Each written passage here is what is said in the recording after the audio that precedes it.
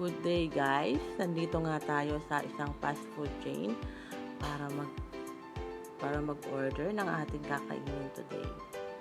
So guys, eto na nga, ititreat muna natin yung sarili natin kasi kakatapos lang ng ating mga bayarin sa BIR, sa St. Peter, ng SSS contribution, SS loan, Pag-ibig loan. So guys, kailangan muna natin magpabusog para nasunod ulit.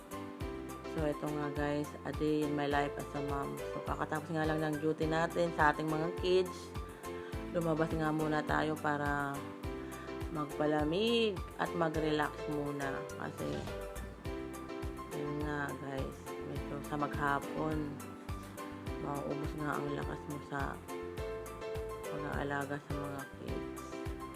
So ngayon nga, umuwi muna nga tayo ng province para mag-care muna sa ating mga kids kasi wala nga mag-aalaga sa ating mga kids. So yung husband ko is nasa face-to-face class ngayon. So hihintayin ko na ulit matapos yung klase niya. Saka ulit tayo babalik ng Manila para sa ating career. So salamat nga guys sa panonood palagi.